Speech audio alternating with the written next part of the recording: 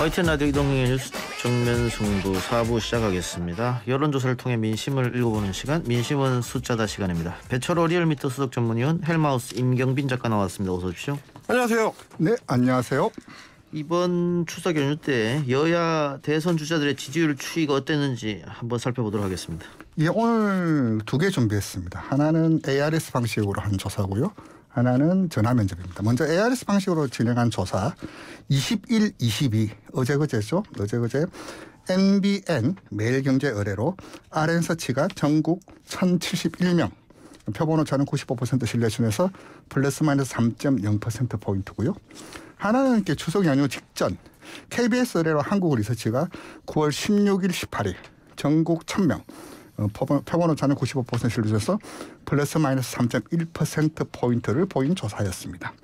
여기서 먼저 한국리서치 조사에서 보자면 진보진영 적합도 이재명 37, 이낙연 24.2, 박용진 3.8 나왔고요.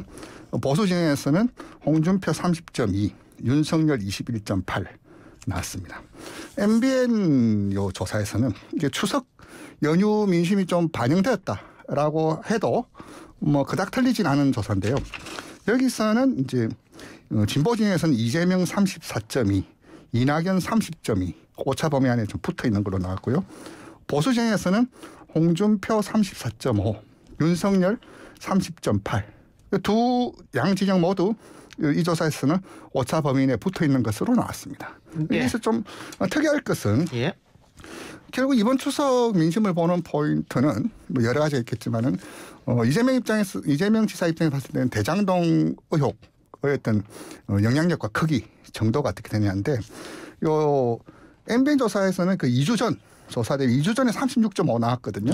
이번에 34.2 약간 좀 소폭의 어떤 조정 하락이 좀 보였고 이낙연 지사는 전 대표는 2주 전에 22.8에서 이번 조사에 30.2 한 8%포인트 좀 급등한 걸로 나왔습니다. 예. 그러니까 적합도에서는 어쨌든 대장동 이슈가 먹혔다. 영향이 있었다. 예, 영향이 있었다. 이렇게 보이고 그래서 이낙연 후보는 올라갔고 이재명 후보는 내려갔다라고 하는 거고 보수 진영의 적합도를 보면 윤석열 후보하고 홍준표 후보가 1, 2위를 뒤바꿨다. 네. ARS도 그렇고 또 전화면접도 그렇고. 그렇습니다.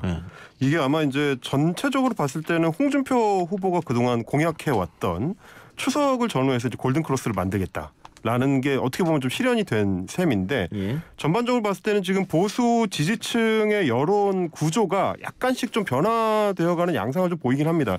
기존에는 문재인 정부를 뒤집고 이제 정권을 탈환할 적임자의 윤석열 후보를 주로 이제 생각을 해왔다면 최근 들어서는 홍준표 후보의 이제 돌풍이 이제 매섭게 언론을 많이 조명을 받다 보니까 아무래도 다른 대안으로서의 홍준표에 대한 이제 고려가 조금씩 좀 들어가는 거 아닌가. 그런 좀 생각이 들게 하고 뭐 그렇지 않아도 또 이제 고발사주 의혹 같은 게 터지면서 중도층에서 윤석열 후보에 대해서는 좀 더 거리를 두게 된 그런 측면도 좀 같이 봐줘야 될 것 같습니다. 자, 이렇게 되면 지금 호남 경선을 민주당이 앞두고 있지 않습니까? 주말에 호남 경선인데 전남과 광주 전북을 도는. 근데 이재명 지사로서는 걱정이 되겠네요. 네, 그렇죠. 이 지금 호남 경선이 결국 뭐 모든 언론 그 전문가들 관측에도 호남 경선이 전체 승패를 가늠하는 풍향계 혹은 결정추 역할을 할 것이다라는 의견이 지배적인데요. 뭐 저도 그 의견에 동의합니다. 그래서 대형 이벤트 혹은 투표를 앞두고 초대형 악재를 맞았다. 또 이제 이낙연 전 대표 입장에서 호남이 이제 고향이잖아요. 정치 활동도 거기서 해서 아무래도 다른 지역보다는 훨씬 더 강세를 보이는 지역에서 이런 악재가 터졌다는 것은 이재명 지사, 이재명 후보 입장에서는 이제 이중으로 압박이 들어오는 그런 형국을 맞이했다. 그렇게 말씀드릴 수 있습니다. 그런데 뭐 악재라고 말씀은 하셨습니다만 지금 대부분의 전문가들은 전남에서는 이 전 총리가 앞서고 전북에서는 아마 이재명 후보가 앞서지 않겠냐 이렇게 지금 얘기를 하고 있잖아요. 네. 그리고 오히려 이재명 후보 쪽이 결집할 가능성도 있다. 이렇게 얘기하던데. 그렇습니다. 그런 포인트를 좀 하나 봐야 되는 게 제가 이제 두 가지를 좀 주목을 했는데 연휴를 기점으로 해가지고 이제 이 후보 사퇴를 한 정세균계의 이제 움직임입니다. 하나는 일단은 이제 정세균계로 분류가 됐었던 캠프에도 참여를 했었고요. 안호영 의원이라든지 이제 이원택 의원이라든지 이런 그 의원들이 지금 이재명 캠프에 합류했다는 소식이 좀 전해지고 있습니다. 아마 이제 조직까지도 이제 같이 결합을 하게 될 것 같은데 이런 부분을 같이 하나 좀 봐야 될 게 있고 또 하나는 이번에 이제 대장동 이슈에 대해서 이낙연 후보가 대응하는 과정에서 어떻게 보면 민주당 지지층의 일종의 이제 영린을 건드린 좀 측면이 하나 있습니다. 예. 먼저 얘기를 할 때도 국민의힘이 지금 먼저 공격을 꺼내긴 했지만 이낙연 후보가 그걸 받으면서 사안이 좀 커졌거든요. 예. 당 내부적으로도 논란이 일었고 그러다 보니까 이제 뭐 김두관 후보라든지 추미애 후보가 이낙연 후보를 향해서 이제 논박을 하는 양상이 좀 펼쳐지고 예. 그러다 보니까 또 이제 언론의 주목도가 높아지면서 기사도 또 많이 나오고요. 이런 양상이다 보니까 민주당 지지층 내에서는 이낙연 후보가 그동안 해왔던 네거티브를 또 해가지고 당내 분란을 키우는 거 아니냐라는 어떤 부정적인 어떤 기류가 좀 흐르는 게 호남 표심에 어떤 영향을 미칠지를 좀 봐야 될 것 같고 오늘 기사가 나오는 걸 보니까 지금 2차 그 슈퍼위크를 앞두고 호남 선거인단 당원 투표의 그 투표율이 전반적으로 좀 하락하고 있다. 예. 다른 지역들에 비해서 좀 낮게 나타나고 예. 있다는 결과가 보이는데 그거는 이낙연 후보 입장에서는 좀 리스크가 될 수 있을 것 같습니다. 워낙에 본진이기 때문에 여기서 이낙연 후보 입장에서는 이제 표심을 끌어올리기 위해서라도 투표율이 좀 높게 나와야 되는데 다른 지역에 비해서 좀 낮게 나오기 때문에 이게 이제 어떤 영향을 미칠지도 굉장히 좀 주목해서 봐야 될 포인트인 것 같습니다. 예. 결과는 예측하기 어렵다. 뭐 이런 말씀인 것 같은데 그 이낙연 후보의 안방에서 펼쳐지는 호남 경선 만일 여기서 이낙연 후보가 좀 유의미한 숫자를 얻지 못한다면 2차 슈퍼위크도 그렇고 나머지 뭐 PK 지역이나 수도권 지역이나 이낙연 후보가 강세 지역이라 할 수 없으니까 어렵지 않겠느냐. 그래서 호남 경선이 이낙연 후보한테는 분수령이다. 그렇죠. 결국 이제 이재명 지사 입장에서 보자면 일단 애초 시작하기는 이제 그 산뜻하게 출발했죠. 5연승 하면서. 예. 근데 목표를 이제 뭐 50%. 앞자리 5자를 보면은 그냥 결선 없이 그냥 호남에서 정리되는 판인데 지금은 최소한 45에서 52 구간에 예. 들어서야지 이제 안정권을 유지한다는 거고 45를 못 찍는다는 것은 결국 이제 이낙연 대표 어깨를 나란히 한다는 말과 똑같은 말이거든요. 예. 그러면 이제 이재명 지사 입장에서는 굉장한 좀 압박이 되고 거꾸로 이낙연 대표 입장에서는 이제 비슷한 수준에서 단단히 차이에서 지금 한 18% 정도 표가 나잖아요. 또 이낙연 대표는 계속 또 그런 말을 하세요. 득표율을 보지 말고 득표수를 봐라. 예. 결국 이제 호남 덩어리가 큰 호남에서 쫓아가면은 결국 나란히 전체적으로도 합을 맞출 수 있다. 또 이제 그런 이야기도 하셨는데 어쨌든 호남 대전 성패에서 이낙연 대표가 좀 승기 내지는 좀 우세는 좀 보이고 있고 여기서 이제 또 이재명 지사가 얼마만큼 간격을 줄이느냐. 결국 이게 전체 흐름을 전체 결과까지도 가늠할 수 있는 그런 상황이다. 그렇게 보여집니다. 배철호 의원은 호남 경선에서는 이낙연이 앞설 것이라고 내다보는 것 같네요. 앞선다라기보다 강세를 보인다. 예, 그리고 크게 밀리진 않을 것이다. 그러니까 뭐 이재명 캠프에서는 이기기만 해도 성공이다. 그렇죠. 호남에서. 결국 그 말이 그 말인데요. 그러니까 이기려면은 45에서 뭐 50 사이에 나와야 되거든요. 50 그 구간에 나와야 된다는 거죠. 결국 이제 45를 못 저 이제 매직 넘버를 45로 오는데요. 45를 찍나 안 찍냐. 45, 50 그 구간에 들어가냐 안 들어가냐가 45를 못 찍는다는 것은 곧 이재명 이낙연 대표가 결국 그만큼 또 앞설 수도 있는. 그렇죠. 그 말이 그 말인데요. 결국 45라는 숫자가 나오냐 안 나오냐가 이번 호남 득표를 보는 포인트가 아니냐. 그렇게 봅니다. 어떻게 보세요? 아까 진행자께서도 이제 결집 말씀을 하셨는데 결국에는 어느 쪽 결집이 더 강하냐의 문제일 것 같습니다. 일단은 뭐 이낙연 후보 입장에서는 이미 의원직을 던진 상태이기 때문에 당연히 이제 호남에서의 강한 결집을 기대를 할 텐데 반대로 최근에 이제 여론의 흐름이 나타나는 걸 보면 윤석열 후보 같은 경우도 사안으로 보면은 고발사주 의혹으로 이제 굉장히 코너에 몰려야 될 그렇죠. 상황인데 오히려 보수 표심을 중심으로 해가지고 결집이 일어나면서 결집했죠. 지지율이 빠지지 않거나 오히려 약간 오르는 그런 경향들도 보이거든요. 그렇다면 호남처럼 전력 투표에 능한 당원들이나 혹은 지지층 입장에서는 반대쪽에서 어떻게 움직이는지도 이제 보면서 아마 판단을 하게 될 겁니다. 그렇다면은 우리 쪽에 그러니까 민주 진영에서는 누가 그 후보가 되는 게 윤석열을 상대할 때 더 좋으냐를 판단했을 때 지금 나오고 있는 대장동 이슈가 혹시 우리 후보들의 경쟁력을 해칠 우려에 대해서도 호남 표심에서는 어느 정도 고려할 가능성이 있으니까요. 그러니까 이제 이낙연 후보와 이재명 후보 쪽 어느 쪽의 역결집이 더 강하게 나타나냐 이게 호남 표심을 결정짓는 최종 변수가 될 것 같습니다.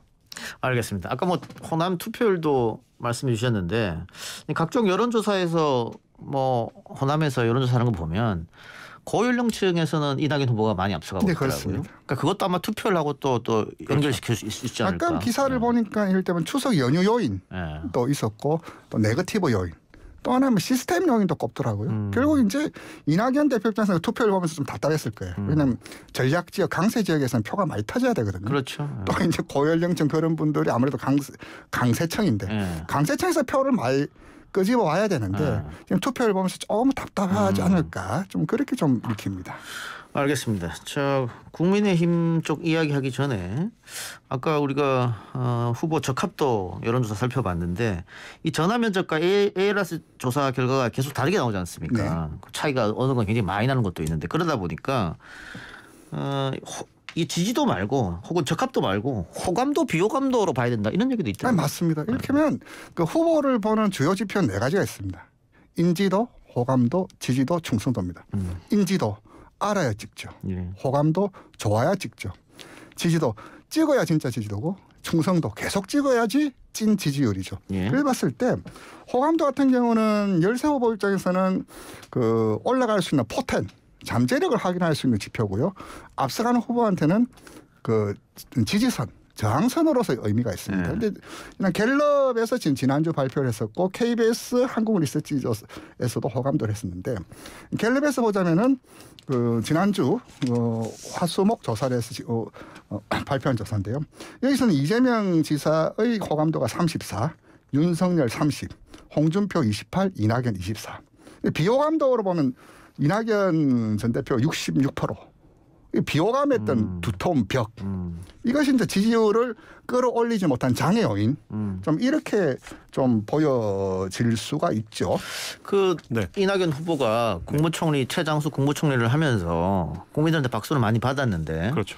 경선 레이스에 들어서서 이렇게 비호감도가 1위였다. 처음부터 1위는 아니었거든요. 그렇죠. 네. 처음에는 오히려 호감도가 높아요. 맞습니다. 근데 계속 시간이 지나면서 비호감도 1위가 된 이유는 어디 있다고 보세요? 지금 보면은 이제 장기적으로 좀 보셔야 되는데 이게 이제 경선 이전에도 이낙연 후보는 어떤 이벤트가 있었냐면 이제 사면론을 둘러싼 논란이 있었습니다. 예. 그거는 누구보다도 이제 민주당 지지층, 그 민주진영 지지층에는 이제 일종의 영리를 건드리는 차원이 있었고요. 지금 네거티브 선거 전략을 취했을 때도 마찬가지로 계속해서 이제 지지층의 영리를 건드리는 뭐 친일파 관련된 뭐 이슈라든지 뭐 이런 것들이 다 비슷한 그 양상을 띄었기 때문에 원래는 이낙연 후보를 향해서 이제 호감도를 표시했던 층이 이탈을 하면서 오히려 이제 비호감도가 높아진 측면을 같이 좀 봐야 될 것 같고 이번 선거 굉장히 재밌는 게 사실은 뭐 좀 전에 이제 위원님께서 좀 정리를 해주셨습니다만은 원래 이제 정치권에서는 호감도보다 비호감도가 2배가 돼버리면 그 선거는 포기해야 된다. 이런 게 이제 뭐 통상적인 어떤 그 통념인데 이번 선거 같은 경우는 모든 후보가 거의 2배에 육박하거나 2배를 넘는 굉장히 비호감도가 높은 선거가 되고 있습니다. 그러다 보니까 아무래도 전반적으로 중도층이 얇아지고 결국에는 이제 단골 장사라고 하죠. 이제 강성 지지층 중심으로 얼마나 이제 결집을 일으키느냐에 따라서 대선 향방이 갈릴 수도 있는 기존의 선거들하고는 조금 양상이 다르게 전개될 가능성이 좀 높아 보인다. 이 비호감도 관련해서는 그 부분을 좀 같이 보실 필요가 있을 것 같습니다. 하나 더 보태자면 그 갤럽 같은 경우 월간 단위로 이제 호감도 조사를 하는데요. 예. 그 이재명 지사 같은 경우는 그 40대에서 전달 대비 15% 포인트 올랐고요. 자영업층 이 뭐 헬마우스 계시지만은 자영업층 또 빅마우스잖아요. 여론 선도력 또 지금 코로나 상황에서 어였던 그런 전국을 보고 후보를 보면 다른데 자영업자에서 9% 포인트 올랐고요. 거꾸로 이제 이낙연 대표 입장에서 보자면 비토층, 비호감층이 진보에서 12% 포인트 올랐어요. 아하. 결국 이제 이게 결국 지지도를 발목 잡는 핵심적인 요인이다. 그러면 헬마우스 지적처럼 네거티브를 계속 했기 때문에 진보에서 빠졌다 이렇게. 그렇죠. 결국 그 요인이죠. 이건 호감도는 지지도와 달리 누구 한 명만 아니라 여러 프로그램과 개개에 대해서 개개적인 평가가 예. 들어가거든요. 예. 근데 이 진보 진영에서 12%포인트 전달 대비 항상 한참 이제 경선이 무르익을 상황이라는 거죠. 예. 그때 비호감도가 이렇게 올라갔다는 것은 지지도 내려가는 것과 괴를 같이 하는 알겠습니다. 그런 지표로 읽어도 무방하다. 예. 방금 배철호 위원이 언급한 한국갤럽 여론조사 14일부터 16일 3일간 조사했고요. 기타 자세한 사항은 중앙선거여론조사심의위원회 홈페이지에 참조하시면 되겠습니다. 자, 국민의힘 이야기로 가서 윤석열 전 검찰총장도 역시 비호감이 높아요. 예, 비호감이 높은데 예능 프로그램에 출연했습니다. 이런데 한번 출연하면 그 비호감도가 상당히 상쇄되지 않나요? 과거의 어떤 전력들 보면 어떻게 보세요? 이번에도 뭐 그런 얘기가 나오더라고요. 기존에 이제 뭐 예능 프로그램 예능 프로그램의 시청률이 뭐 2배가 됐다 뭐 이런 식의 이제 평가도 나오긴 하는데 아마도 이제 워낙에 이제 화제성이 있는 그 이제 출연이었기 때문에 그 화제성에 영향을 좀 받는 것 같은데요. 예전에는 이제 SBS에 이제 힐링 캠프라는 프로그램이 있었죠. 예. 정치인들 특히 대선 후보들이 이제 단골로 나가던 그래서 뭐 그 당시에 이제 박근혜 후보라든지 문재인 후보라든지 안철수 후보라든지 이런 대선 후 주자급의 정치인들이 나가서 자신의 이제 이미지를 개선하거나 뭐 굉장히 좀 인간적인 면모를 좀 부각시킬 수 있는 예. 그런 기회를 만드는 데 있어서 굉장히 유리하다. 또 하나 생각해 보시면 이재명 그 지사 같은 경우도 예전에 예능 출연을 통해서 인지도를 급격하게 끌어올렸던 전력이 있습니다. 예. 아마 그 부분까지를 고려해서 지금 윤석열 후보도 그 프로그램 출연을 결정을 했을 텐데 그 효과가 어느 정도로 나타날지는 특히 젊은 층, 3040층까지를 아우르는 젊은 층 지지율에 어떻게 표심에 영향을 미칠지는 조금 더 지켜봐야 될 뭐 그런 이슈이지 않나 싶습니다. 그냥 한마디 더 예. 보태자면 후보들은 지지도 상승하는 것보다 호감도 상승하는 걸 더 중시합니다. 지지도라는 건 출렁거리지만 호감도라는 건 결정적인 계기가 없으면 그 스테디하게 그 흘러가는 일반적 속성이 있거든요. 아까 호감도 이렇게 예능 프로 말씀하셨는데 아까 예전에 안철수 대표도 이렇게 무릎팍도사 나오면서 호감도가 쭉 올라갔어요. 예. 또 그게 이제 정치 진출했던 발판 혹은 동력으로 되는데 결국 이제 인간적 매력을 보여주는 예. 인간적인 또 교감 예. 그런 데서 호감도가 올라가는 것은 어쨌든 윤석열 후보에게 있어서 이번 설에 뭐 사주 의혹을 지우는 좋은 호재로 작용했었고 또 유인태 전 사무총장께서 재밌는 말씀하셨죠. 홍준표 의원으로서는 매우 억울할 일. 그 이야기를 들어보니 그때 그 당시 이제 어느 정도 지지율이 되는 사람 3명을 압축을 예, 했대요. 만약 그 기획회의를 조금 늦게 했으면 홍준표 의원도 그 들어가지 않았을까. 뭐 그 말 그런 취지의 말씀이신 것 같아요. 그리고 과거 97년 대통령 선거 때 DJ가 이경규가 간다에 출연했는데 그거 출연 안 했으면 대통령 안 됐다 이런 얘기가 체험 삶의 현장에서 남대문에서 장사도 하시고 그렇지. 어쨌든 그 예능 프로에 나가는 것은 그 정치인 입장에서는 인간적인 매력과 서로 공감, 교감하는 결국 호감도를 올리기 위한 일환이다. 예. 뭐 그런 그 측면이죠. 윤석열 후보가 비호감도가 높다는 말씀도 해주셨는데 특히 낮은 비호감도가 높게 나오는 층이 20대 층입니다. 예. 가장 높습니다. 아마 그 부분까지를 고려하면은 예능 출연 같은 기회를 좀 접촉면을 넓혀보려고 하지 않을까 싶긴 합니다. 자, 홍준표 의원 얘기 나왔고 20대 얘기도 나왔으니까 홍준표 의원이 2030에서 가장 많은 지지를 받고 있는데 지난번 1차 TV토론 때 조국 전 장관 일가 수사는 그렇게 하면 안 된다. 너무 과하게 했다. 윤석열 후보가. 네. 이렇게 얘기했다가 역풍을 맞았어요. 뭐 지지 철회 이야기도 나오고. 크게 맞았죠. 실제로 여론이 좀 흔들렸습니까? 어떻습니까? 당시 이제 토론회에서 뭐 다른 후보들이 이제 강력하게 성토를 하면서 신조어가 또 만들어졌죠. 이제 조국 수홍이라고 해가지고. 예.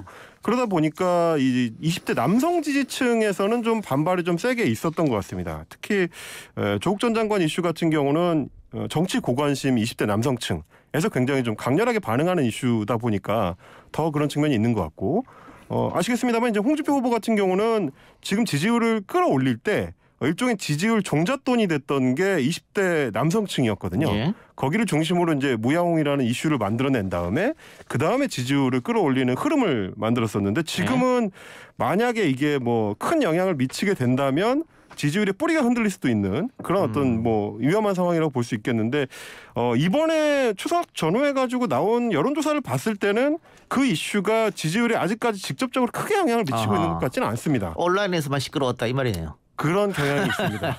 이게 보통의 유권자 중심으로 좀 해석을 하실 필요가 있는데 뉴스 정보를 하나하나 일일이 전부 다 챙겨보지는 않기 때문에 그리고 또 이제 그 직후에 홍준표 후보가 수습을 또 들어갔거든요. 이제 그런 것까지 보면은 아직까지는 파장이 크게 미치고 있는 것 같지는 않지만 이것도 장기 이슈가 될 가능성이 좀 있긴 합니다. 하나 더 보태자면 아까 언급했던 그 갤럽 조사에서 20대 남성에서는 홍준표 호감감다 47, 예. 여성에서는 14, 아하. 30대 남성에서는 홍준표 호감감다 50, 호감 안 가요 21.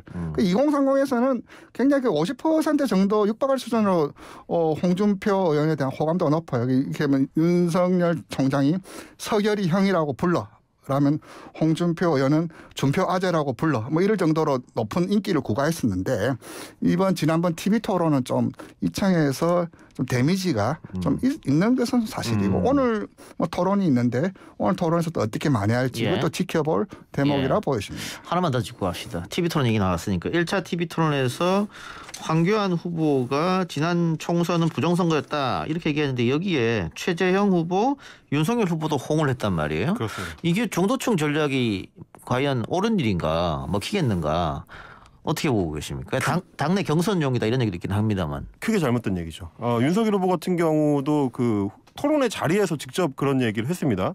뭐 4.15 총선 결과를 지켜보면서 종로구에 뭐 동별로 비율이 거의 비슷하게 나오는 득표율이 나왔다든지 관외 사전 투표 비율이 아주 일정하다 뭐 이런 얘기를 받아 안았는데 사실은 이 얘기는 뭐 아시는 분은 아시겠지만 이 극우 성향의 유튜브 채널로 꼽히는 뭐 가로세로 연구소라든지 이런 유튜브 채널을 중심으로 이슈화를 시켰던 얘기와 거의 판박입니다. 예. 그러다 보니까 이게 과연 중도층의 표심에 소구가 될 수 있을 거냐. 지난 4.15 총선을 중도층에서 조작 선거였다는 거에 얼마나 좀 반응을 해줄 것이냐를 생각하면 그다지 적절한 건 아니었던 것 같고 또 하나 이제 최재형 후보 같은 경우는 심지어 이제 페이스북에 글도 썼습니다. 예. 그게 이제 논란이 되니까 이제 지우긴 했습니다만 이런 걸 봤을 때도 특히 최재형 후보 같은 경우는 최근에 뭐 상속세 폐지 공약 같은 이슈도 있었고요.